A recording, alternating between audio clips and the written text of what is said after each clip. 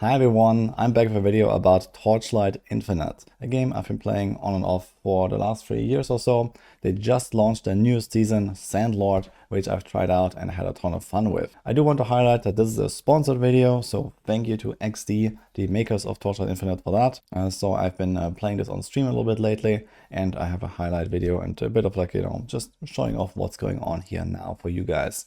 If you are looking for something new in the ARPG genre or just something on the side, then I can really recommend Torchlight Infinite though. I think it's a pretty fun game. It has a very good onboarding experience, but also extremely high-end, in-depth min-maxing and challenges that it can go for. So it kind of covers the whole range of what you would expect from an ARPG.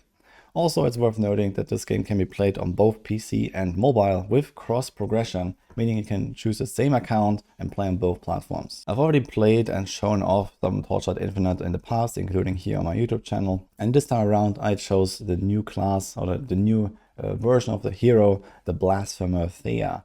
And I had a ton of fun playing this one.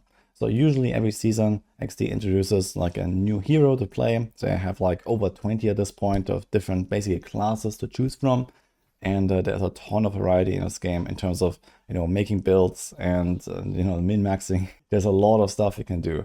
And this new hero was actually pretty strong and fun. So this hero is like an erosion-based kind of dark spellcaster. Usually I play more of like the archer and bow classes and so on, but I decided to try out something else this time and it was going pretty well. So effectively I just kind of like dot everything up with erosion damage and watch them melt. And then it has this like active trait ability that is only available to this hero that allows you to increase the power of your dots on a target effectively. And the cool thing about this hero was also that I was able to actually use most of my abilities while moving, so I can kind of just like walk around. I use WASD just like in some other games. And you can kind of click on enemies while doing that and then produce these like red circles that you see here. And I was kind of like melting everything away with that, which was a pretty straightforward and effective strategy in order to play this. And you may also notice that this game is generally like a relatively fast-paced game. So even at the lower levels in the early campaign, you can actually rush pretty quickly. And it just kind of gets crazier and crazier from here. So there's like a clip on level 30, for example, where, I was like less than an hour into the game or something like that. And you already have like a mobility skill where you can teleport around. You can, make combos possible that allow you to melt bosses like this. And in general, you can expect like a relatively fast and easy progression as you go through the campaign, which maybe lasts something like 1.5 to 2 hours or so, even if you're not very experienced. And a few hours in, you will already be blasting through packs of monsters, screen clear, AoE, everything around you basically. A lot of characters, not just this one, actually kind of work that way. So the game gets pretty wild pretty soon. At this point, it is worth noting that there is pay to win in this game, which I have not really been using pretty much ever. Of course, I have accumulated some stuff over the seasons. This is season 8 now, and here and there I bought a battle pass, or I got some free goodies, or I just unlocked stuff by playing, which is also possible. So there is a way to like beef up your characters more thanks to the packed spirits. But I think it's generally not such a big deal, especially if you're looking for something a bit more on the casual end on the side or so. If you're not like a sweaty tryhard that wants to be #1 on the DPS leaderboard or something like that. Or if you don't care that you have just like a bit of a longer grind for the best items in the game. There is no mechanic that locks you out from playing the game or locks you out from certain content. You can do everything free to play, and your progression will be a bit slower. So this is usually how it goes in Torchlight. And as I mentioned, for myself personally, yeah, I have been stacking up a bunch of stuff just because I played so many seasons now, but I also never really spent anything in this game. So this is just how I enjoy it, and it has been working out pretty great for me. So as you can see, I actually have like various characters that I've played in the past over the seasons. So usually like every season I made like 1 or 2 characters or something like that, and this is the one from the current one here. I think it's also worth highlighting that this game has a lot of really cool quality of life features. So I mentioned, for example, the onboarding experience is very good. For example, if you go up to the main menu here, you have the so-called pro builds section where you can actually just kind of like follow along builds that other people are making for the same hero that you are playing, for example. So if you're a little bit lost, the game can be somewhat overwhelming when you don't know anything about it, especially once you go to the later stages of the game.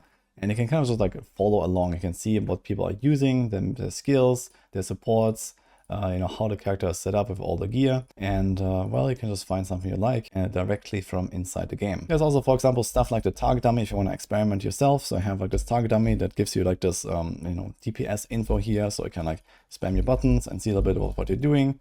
You can even get like a breakdown, like, you know, which damage skill does the most and so on. So that's really cool if you would like to cook your own stuff. And of course, there's also loot filters here that are actually built in already. So you can actually kind of choose like a basic, you know, like very soft or very strict or kind of intermediate filter as well, or make your own as well, or you can get them from other people. So similar to how you can follow along with the builds that other people are doing, you can also just follow their filters here. So you have this here, you can actually just kind of copy those. There's also a built-in auction house. So there's a trade house here. You can actually search for all of the items that you want, like list your items as well. And it's a very easy way to like find the gear that you're looking for. There's a lot of different stats and so on, like, you know, lots of customization that is possible. But yeah, basically you can choose the different types of items. You can put what base, what stats, you know, all of the different like currencies they need for various activities or for crafting.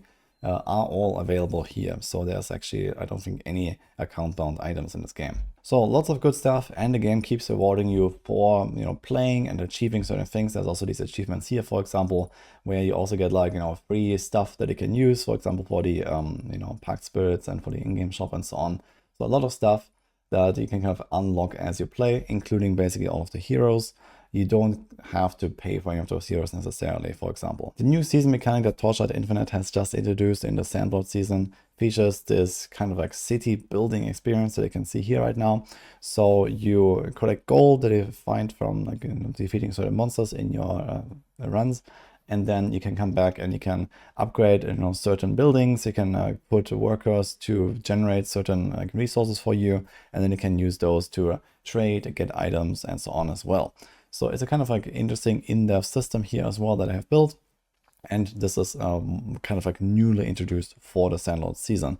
But this is season 8. Of course, there is a lot of old stuff in the game already, because all of these old systems also stick around. And there's now actually a lot of different things to do for you. Especially in the end game, there are a ton of really cool, interesting boss fights to challenge. And as you progress your character, you can go further and further and then take on like the craziest challenges later on, where you actually have like really tough mechanics and you really need to know what you're doing.